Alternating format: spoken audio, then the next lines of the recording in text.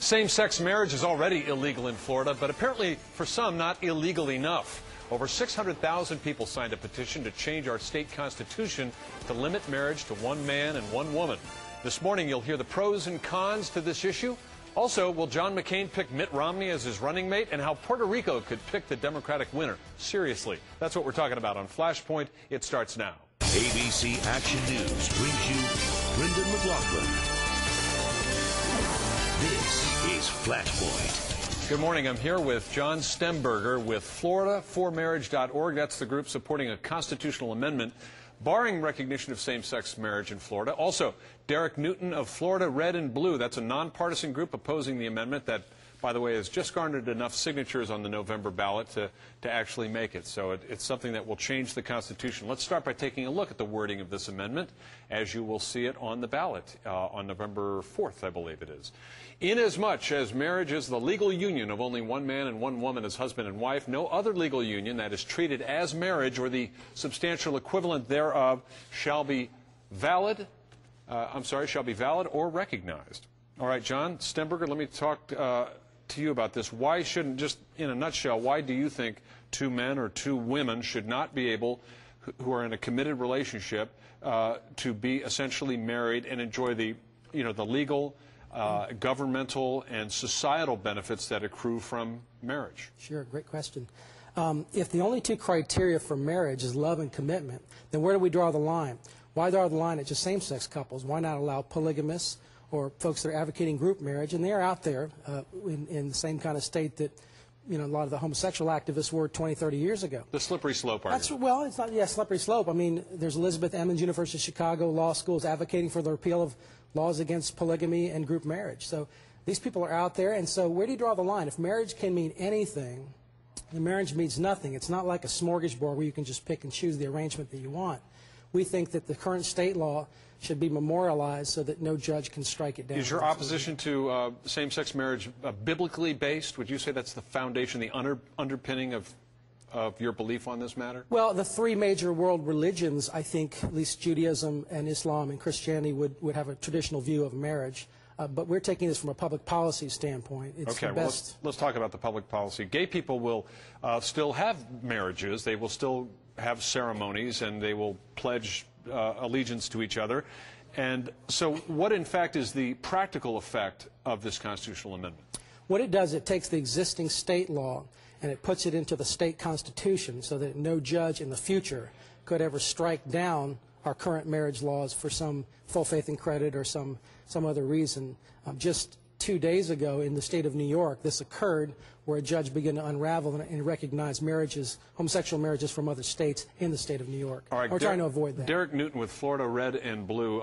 This is a group, a nonprofit, nonpartisan group that was formed just to oppose this amendment. What are your concerns in terms of the legal fallout, the possible effects of this becoming enshrined in our Constitution? Sure. Thank you for having me. We're very concerned that this amendment, because of the way it's worded, will have dramatic negative consequences on a great many Floridians who rely on being able to share benefits and rights that they currently have, which have really nothing to do with gay marriage or same-sex marriage. People in domestic partnerships or people who share health care benefits or the ability to visit each other in the hospital now, we're concerned that this amendment could actually take away those existing rights and benefits. So these domestic partnership agreements that may be same-sex or heterosexual, sure, are recognized by certain municipalities? Sure. The city of give me an example. Sure. The city of Tampa has one. Broward County has one. The city of Gainesville has one. There are about a half a dozen, maybe 8 of them throughout the state. Okay. Now that was the argument that your organization made with the Florida courts in the process of getting this amendment on the ballot. The judges did not buy your argument. They discarded the possibility that this was going to affect existing domestic partnerships. Well, actually, two points of clarification. It wasn't our organization that took this issue to the Supreme Court. Okay. And second of all, the Supreme Court didn't say that. The Supreme Court has a very narrow ability to look at these issues. They can only really look at 2 things. Is it a single subject, and is the title misleading? And what they decided without, and the opinion says very clearly that this is not to be judged that they support or oppose the amendment, but they ruled that it was one subject, and they ruled that the title was not misleading. John, didn't they in effect say that they don't believe this is going to have fallout beyond what it actually says? Well, during the oral argument, the ACLU argued that this affected two topics. They said it affected marriage and domestic partnerships, and that's what the court rejected. The court said, no, this is one subject. It deals with marriage, a singular purpose in marriage, and so it did not affect. Okay, let's take a look at the existing law. Again, as you pointed out, it's already illegal in the state of Florida to have a same-sex marriage.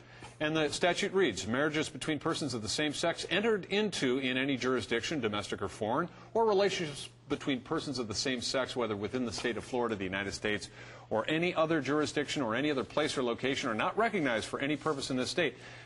From my point of view, that law is actually more complete. It's more to the point. It seems ironclad. Why put something in our Constitution here that is in there for perpetuity? That's already well covered by existing law. Sure, for the same reason that Massachusetts probably wish they had this kind of a law. There's a movement around our country by judges who do not appreciate their restrained academic role and want to seek to be social change agents to strike these things down. They see it as a way of freeing a new civil rights movement, and that's fine, but we're saying we're going to protect the Constitution. We're in this for the long run. We're not going to wait till, I mean, in 2009, there's going to be 2 new Supreme Court judges appointed in the state of Florida, so we're not going to sit around. Does it bother you that this would be the only amendment to the Florida Constitution that instead of granting a right, takes a right away? It doesn't take anything away. Well, it takes away the right of gay couples to get married. No, it just establishes the current law and puts it into the Constitution. It doesn't deprive them of anything. There's no right that's ever been had, so there's no rights being taken away. And this may be a specious comparison, but I think it's worth making in this case, and that is the notion of over time, societies change, they evolve. We may get to the point where we see that it's perfectly common sense and it's for the societal good for gay people to who are in committed relationships to enjoy marriage, much in the same way that interracial marriage was illegal. But because it was not enshrined in the Constitution, this was a law that we were able to change. So isn't there some wisdom in not putting things in the Constitution that you may want to change later on? Is that a question to me? Take it. Well, yeah. I think that definitely is at play. The Constitution, at least I was taught, was supposed to be the highest law of the land. And we've actually changed the threshold last year to make amendments to the Constitution. Now it requires 60% of the vote to put something in the Constitution, which also means that if this amendment does, in fact, take away existing rights and benefits, or it does, in fact, hurt people, as we think it might, it'll take 60% of the vote to get it out. And that may be not just years, that may be generations before we can undo the damage. Stand by. We'll cover this in a minute. When we come back, more on the Florida Marriage Amendment, Protection Amendment that will appear on the general election ballot this November. You're watching Flashpoint. Back in a moment.